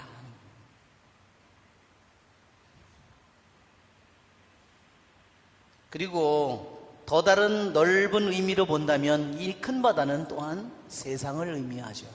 왜? 바다는 안정되어 있지 않는 곳이에요. 혼돈을 의미하는 것입니다. 그렇지만 여기에 보면 하늘에서 불어오는 바람, 네 바람, 이것은 바로 이 모든 것을 움직이는 것이 그냥 세상의 짐승들이 자기 힘으로 자기 뜻대로 좋아서 그것이 나온 것이 아니라 네 짐승이 바다에서 나오지만 그것을 나오도록 움직이는 것은 뭐냐면 하늘이고, 하늘에서 나는 네 바람은 영을 의미하죠. 교부들은 네 바람이 뭐냐? 네 천사라고 얘기했어요. 그것도 정말 가장 그럴듯한 해석입니다. 이것은 하늘에서 불어오는 네 바람, 네 천사들이고 네 영이라고 할 수 있습니다. 그것이 말하자면 바다에서 바다를 휘저어서 서로 모양이 다른 거대한 짐승 네 마리가 바다에서 올라오게 됩니다.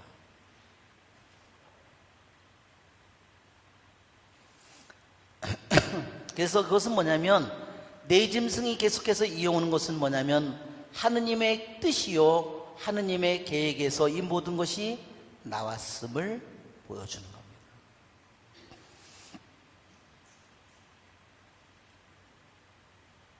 예, 이 큰 바다는 다시 묵시록 17장에도 다시 17장 15절에도 이 큰 바다에 대한 이야기가 나와요.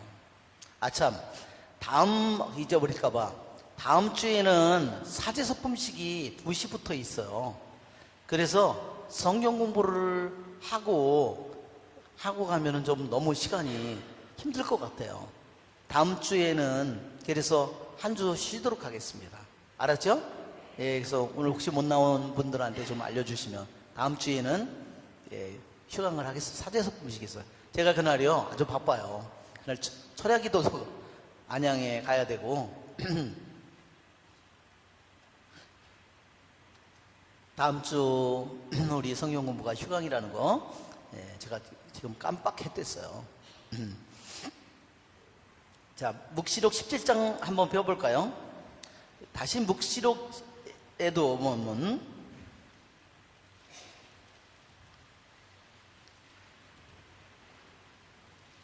17장 15절 천사가 또 나에게 말하였습니다. 내가 본 물 탕녀가 그 곁에 앉아있는 물은 백성들과 군중들과 민족들과 언어들이다. 뭐라 그랬어요? 그 물, 그 바다, 큰 물을, 그것은 바로 세상을 의미하는 거죠. 백성들, 군중들, 민족들, 온 세상의 모든 나라를, 혼란된 세상을 의미하는 거예요. 하느님이 본래 만든 아름다운 세상이 아니라 정말 혼란된 세상을 가리키는 말입니다. 그러자 서로 모양이 다른 거대한 짐승 4마리가 바다에서 올라왔다. 그래서 이 4마리의 짐승은요, 한편으로 왕을 의미하기도 하고 또 한편으로 동시에 왕국을 의미하기도 해요.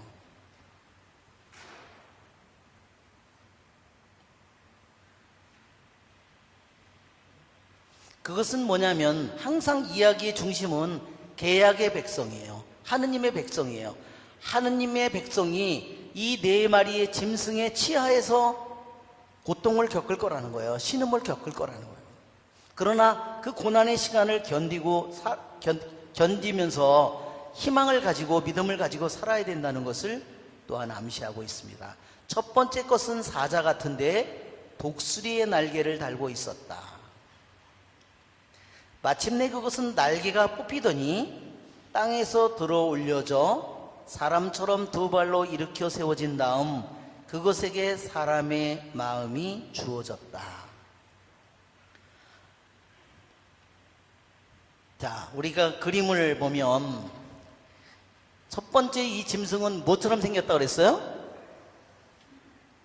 자, 우리 뭐같이 생겼냐면 사자같이 생겼다 그랬죠? 첫 번째 짐승은 사자처럼 생겼는데 독수리의 날개를 달았어요.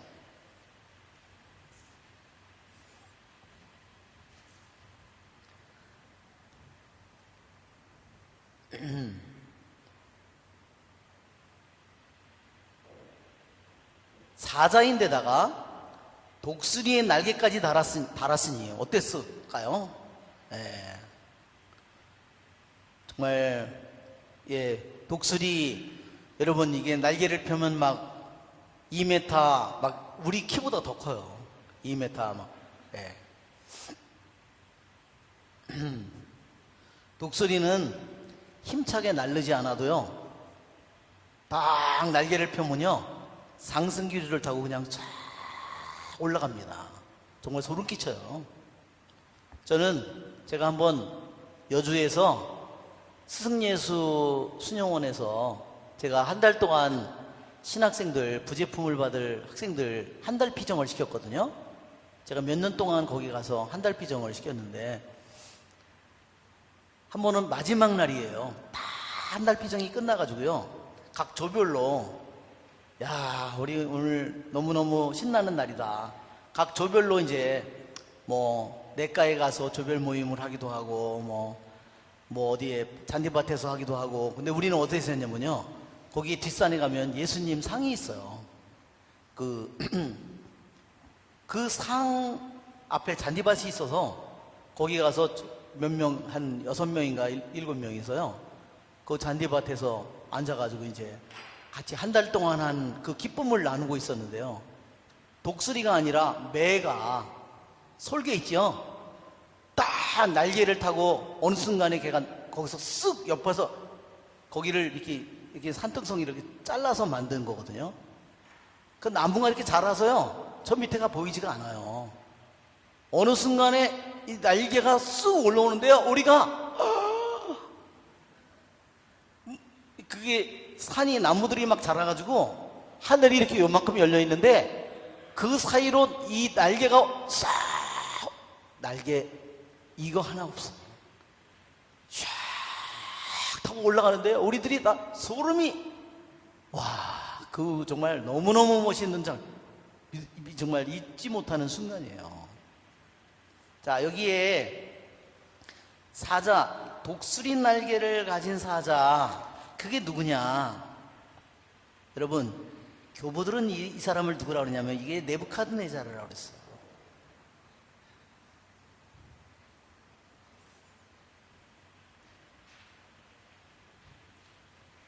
왜 그러냐? 한번 잘 보세요.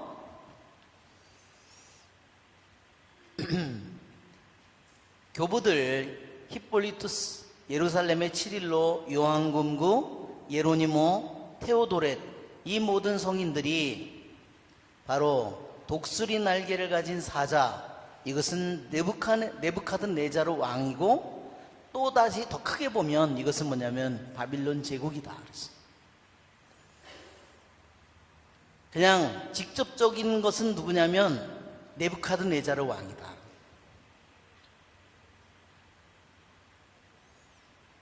왜냐하면 날개 가진 사자는 아까도 그림에서 보여줬죠? 날개 가진 사자는 누구의 상징이라고 그랬어요? 바빌론 왕의 상징이라고 그랬어요. 예, 이겁니다 바로.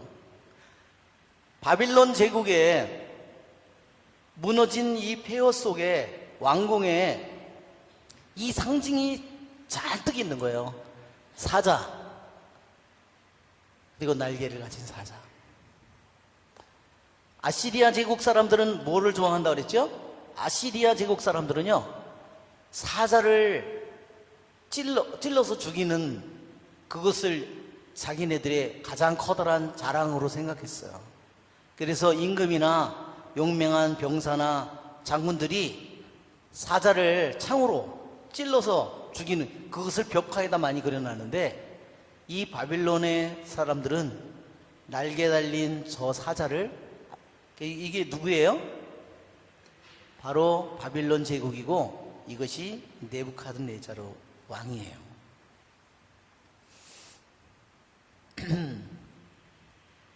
자, 다니엘서 2장을 우리가 다시 한번 상기시켜 보면, 다니엘서 2장을 한번 보세요.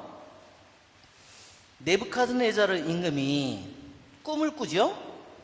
거대한 상에 대한 꿈을 꾸는데, 머리는 금으로 되어 있었다고 그랬죠?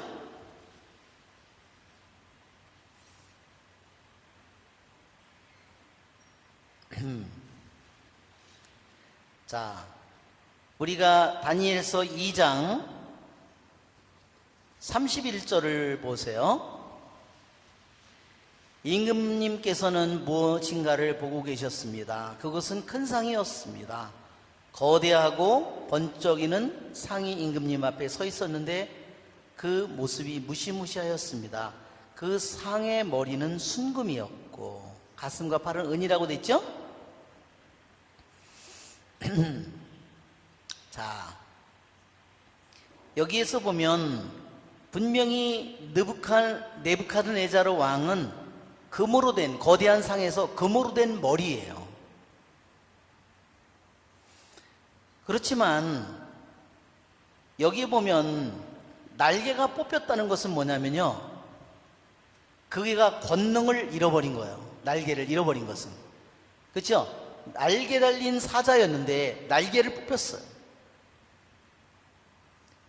그것은 뭐를 의미하냐면,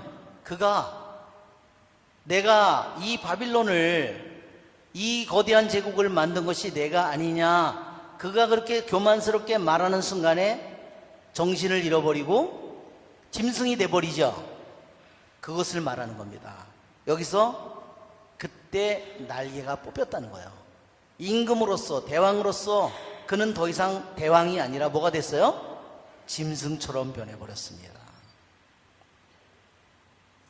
그 다음에 땅에 들어 올려져 사람처럼 두 발로 일으켜 세워진 다음에, 그것은 날개가 뽑혀서 임금의 자리에서 쫓겨나서 짐승이 되었다가 다시 그가 뉘우치는 순간에 그가 어떻게 됐어요?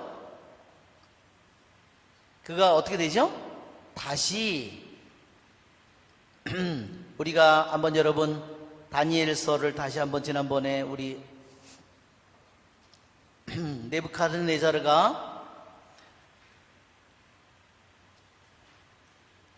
기한이 찼을 때 꿈이 그대로 이루어지자 다니엘서 4장 25절 26절에 보면, 그렇죠? 28절에 네부카드네자르 임금아, 너에게 내리는 판결이다. 왕권이 너에게서 떨어져 나갔다. 너는 사람들에게서 쫓겨나 들짐승들과 함께 살 것이다. 그래서 너는 소처럼 풀을 먹을 것이다. 31절에 기한이 찼을 때 나 네부카드네자르는 눈을 들어 하늘을 바라보았다. 그때 나는 정신을 되찾아 가장 높으신 분께 영광을 드리고 살아계신 분을 찬양하고 찬송하였다. 33절 바로 그때 나는 정신을 되찾았다. 여기에 땅에 다시 그가 짐승처럼 변한 다음에 날개가 뽑혀서 왕권을 잃어버리고 짐승처럼 된 후에 그가 겸손되기, 그가 뉘우치는 순간에 다시 땅에서 들어 올려지고 두 발로 일으켜 세워졌어요. 다시 그는 짐승처럼 어때요? 네부카드네자르가 아까 기는 모습을 봤죠?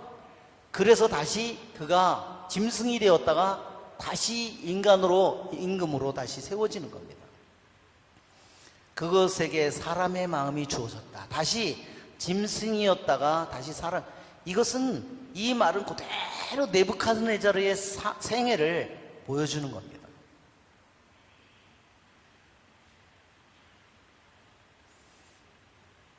그의 독수리 날개는 네부카드네자르 왕의 교만을 의미하는 겁니다.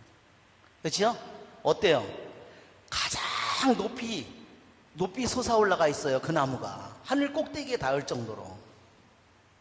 그것은 네부카드네자르의 교만을 의미합니다.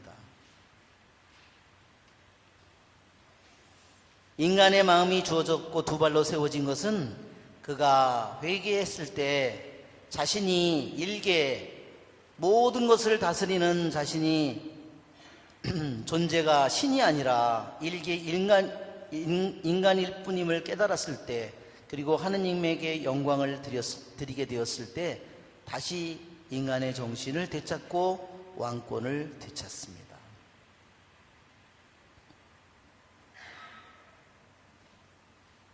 다른 두 번째 짐승은 곰처럼 생겼다. 한쪽으로만 일으켜져 있던, 그러니까 이 짐승이 약간 몸이 기울어져서 이렇게 있는 거예요. 그래서 이게 무슨 뜻이냐? 이 나라가요, 처음에는 메디아가 강했어요. 그래서 지난번에 우리가 공부할 때 6장에도 다리우스가 나오죠. 다리우스는 사실은 메디아 페르시아의 첫 번째 임금인데, 이 제국의 첫 번째 왕이라고 인정을 하지 않고, 실제로는 이 왕국의 왕을 다리우스가 아니라 고레스라고 그래요. 키루스라고. 그런데 키루스가 왕이 되기 이전에 먼저 이 메디아를 다스리는 이 사람이 다리우스예요. 할아버지예요. 키루스의 할아버지예요. 자, 한쪽으로만 일으켜서 기울어진 것은 이 나라가 메디아 페르시아 두 나라로 이루어져 있는데, 한 나라가 더 다른 나라보다 힘이 세다는 것을 얘기하는 겁니다. 그런데 나중에 결국은 나라가 통합된 다음에 고레스가 왕이 된 후에, 말하자면 다리우스는 자기 딸의 손자에게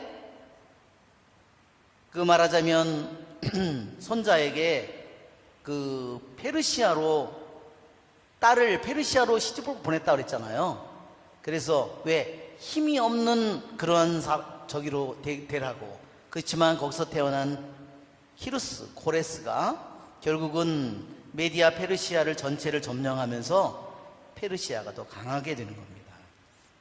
이 짐승은 입속 이빨 사이에 갈비 3개를 물고 있었다. 이것은 갈비 3개는 뭐냐면 그의 다스림 속에 있는 새 재상을 의미하기도 하고요. 왜 다리우스가 메디아 페르시아를 처음에 장악하면서 120개 주로 나누었다 그랬죠? 그 다음에 120개를 3개의 재상이 감독하도록 만들었다 그랬죠? 그래서 이것을 새 재상이라고도 그러고, 또는 이것을 다르게 해석하는 것은 이 메도 페르시아가 이미 점령한 이집트, 바빌론, 리비아, 이 세 나라를 의미하기도 한다.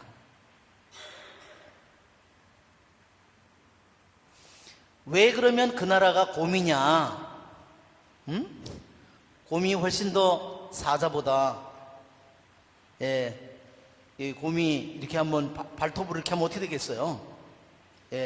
그래서 그 무거운 곰이 나무에 올라가는 건 정말 신기하죠? 어떻게 올라갈까? 저도 어릴 때는 정말 나무를 그냥 맨날 기어 올라다녔는데, 이 배가 나온부터는 이제 올라가면 뒤로 자빠져 떨어져요.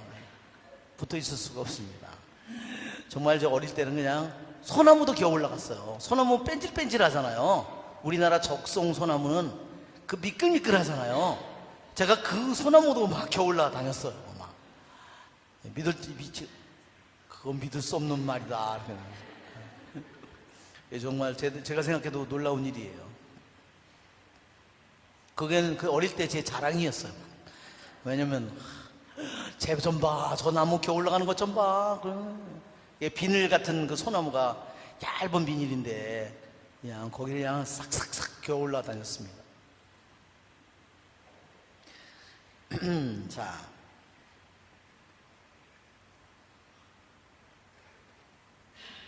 왜 곰이냐 하면은요, 그 곰은 그 잔인함 때문이라고 그랬어요. 이 메디아 페르시아 사람들이 인간을 고문하는 잔인한 방법을 개발했다는 겁니다. 얼마나 잔인한 형벌들을 그들이 만들어냈냐면요, 살아있는 사람 심장을 쪼개서, 말하자면 이 심장을 이걸 갈라서 심장을 꺼내서 그거를 고통을 주는 그런 방법들을 연구했다는 거예요. 뭐 끔찍하죠?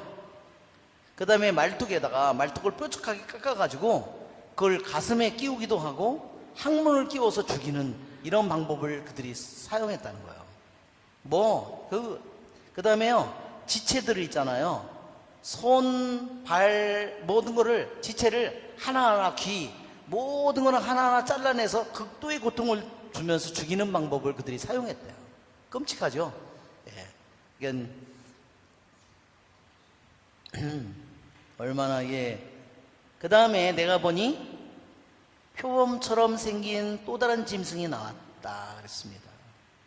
그 짐승은 등에 새의 날개가 4개 달려있고 머리도 4개였다. 야, 표범인데 아까 우리 그림에서 여러분 보셨죠? 요즘에는 정말 그림들을 얼마나 잘 그려놨는지. 자, 보세요. 이게 여기 전에 그림을 보면, 예, 자, 이 표범인데 머리가 몇 개예요? 하나, 둘, 셋, 넷. 그리고 날개도 4개예요. 그러니까 머리 하나에 날개가 하나씩. 정말, 와, 저건 기형으로 생긴 거다. 이렇게 하는데. 그죠? 예. 근데 왜, 이것은, 이 나라는 어딜까요? 처음에는 여기에 왕국이 올 때, 처음에는 바빌론 왕국이죠. 자, 우리 바빌론 BC 605년이에요. 예루살렘이 바빌론에 처음으로 점령을 당한 게 605년이에요. 그 다음에 597년, 587년, 6년 이렇게 3차. 이때 완전히 어때요? 예루살렘이 완전히 멸망한 거죠. 불에 타고 모든 것이 완전히 멸망한 것이 587년 6년인데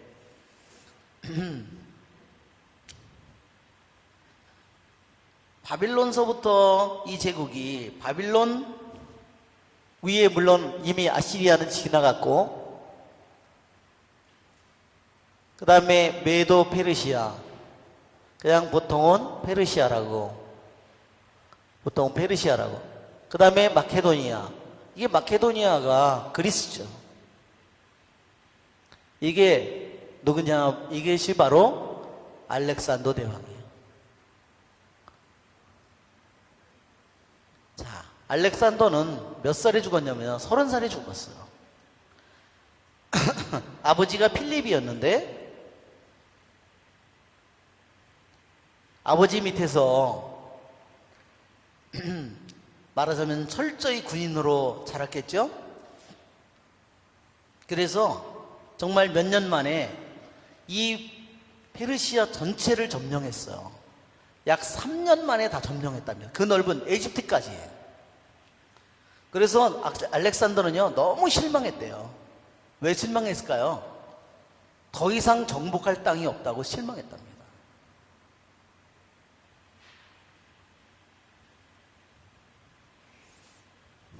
그런데 이 알렉산더가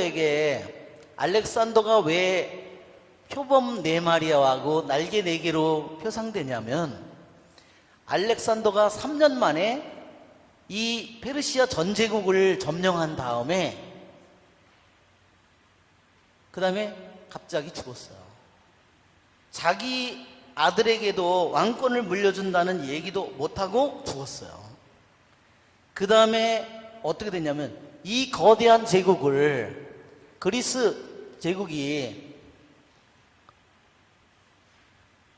자, 여기 에집트까지, 여기 에티오피아까지, 에티오피아까지 말하자면, 여기 인도 있는 데까지, 이 거대한 제국을 다 점령했는데 점령하자마자 그는 죽었어요. 30살에 죽었으니까 정말 전쟁터에서 죽은 거죠. 그래서 자기가 유언을 남기지 못하고 죽었기 때문에 자기 밑에 있는 부하 장군들이 이 나라를 4개로 나누어 가졌는데 그게 저절로 나누어졌겠어요? 그 당시 알렉산더가 딱 죽었는데 페르시아 이쪽에서 죽었다는 겁니다. 죽으니까 다 각자 거기에서 군인들을 많이 가지고 있는 장군들이 다 각자 자기가 자리를 차지하게 된 거예요. 차지하게 됐는데 야 임마 네가 왜 자리를 차지해? 그러면 장군들이 있잖아요. 그건 서로서 쌈질을 하는 거예요. 이게 어마어마하게 전쟁이 일어난 겁니다. 자기들 자체 안에서 내분이 뭐 피비린내 나는 싸움이 계속된 거예요. 그래서 결국은 나라가 4부분으로 나눠졌는데 우리가 마카베오니 이런 데를 읽으면 셀레우키아 나오죠? 셀레우쿠스라 이게 셀레우키아예요. 이게 프톨레미에 프톨레미는 누가 나오냐면요 여기에 저게 나오는 거예요.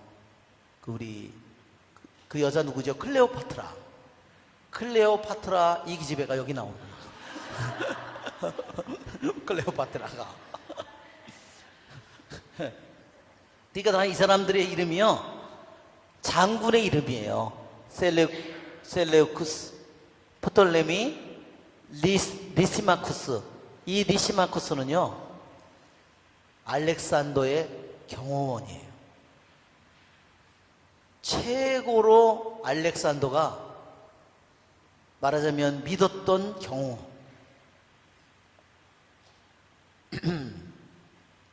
그리고 여기는 카산들, 여기는 말하자면 섭정왕이나 마찬가지예요. 그러니까 알렉산더가 이 정벌 전쟁을 나갈 때 이 여기에 말하자면 나라를 맡겨놨던 사람이 원래는 카산다르가 아니고 안티파텔이에요.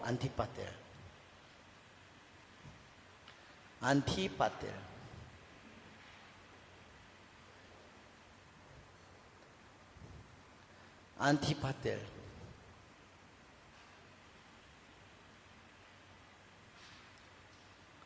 원래 이 사람이 섭정왕이었는데 말하자면 그 아들이죠. 이제 이렇게 해서 이 나라가 이제 그리스가 전체를 정복했지만 2, 3년 통치한 후에 알렉산더는 갑자기 죽어버린 거예요. 왜 내 머리하고 내 날개에 있는지 이해가 되시죠? 이 나라가 이 전체를 정복하자마자 4조각으로 나눠진 겁니다.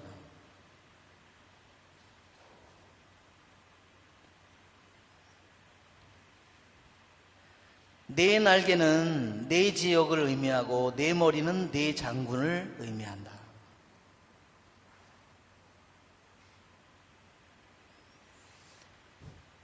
왜 표범이냐면요.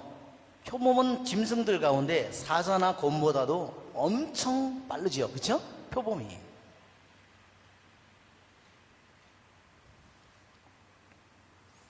그래서 그것은 이 알렉산더가 이 거대한 메디아 페르시아 제국, 에집트 제국을 어떻게 그렇게 빠른 속도로 다 점령했는가를 잘 보여준다는 겁니다.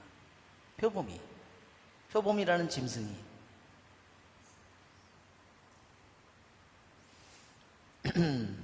네, 오늘 그 뒤에는 아무래도 못할 것 같아요.